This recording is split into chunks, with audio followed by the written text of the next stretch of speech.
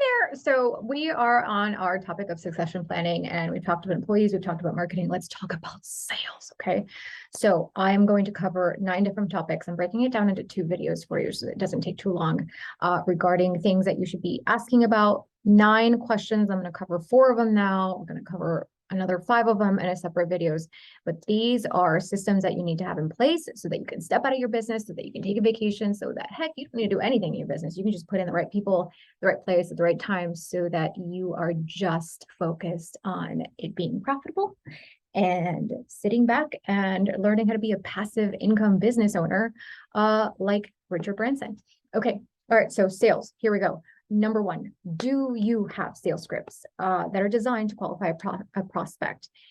And by this, I mean the person that handles incoming calls or requests or emails, they need to know, like, what are the questions that I need to be asking to make sure that this person is qualified to work with us, or they're not qualified to work with us? Why? Because if they're not qualified to work with your business, they shouldn't be moving to the next stage. That's it. Very simple, right?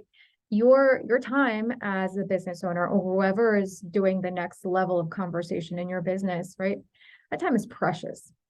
And time should only be spent focused on people that your business can really help. And it's that simple. It's, can you help them or can you not? If you can't help them, they need to go elsewhere. They need to be informed that they need to go elsewhere. You're actually doing them a favor by disqualifying them if your business doesn't serve them. Okay. Don't feel bad. There is enough business out there for everybody. You're just making sure that they're taken care of by the right people. And if they are qualified, excellent. Welcome. Let's talk. Let's move on to the next level of conversation. But you need to have sales scripts for that, because your intake people can't be playing a guessing game. All right. Number 2, do you have a sales script designed to maintain control of the sales conversation? So this is another thing, right? Sales conversations, the intake call, the next level sales conversation, they cannot be about, oh, what a nice pretty day and what kind of car do you have, unless you're talking about car sales. But it can't be generic, like small talk conversation. This is a business conversation. You need to have guidelines in place to control that conversation and keep control of it, right? So big things have an agenda, right? Does your sales script have an agenda? Does it introduce, hey, we have about 10 minutes today to talk about, this. I'm going to ask you some questions, da, da, da, da, da. Do you have a process for that? That's really important. Number 3, do you have a sales script designed to make prospects feel energized to work with your business, right? Your questions that you're asking should be specifically tailored to learn what is motivating this person to come to you about their problem and their issues, right?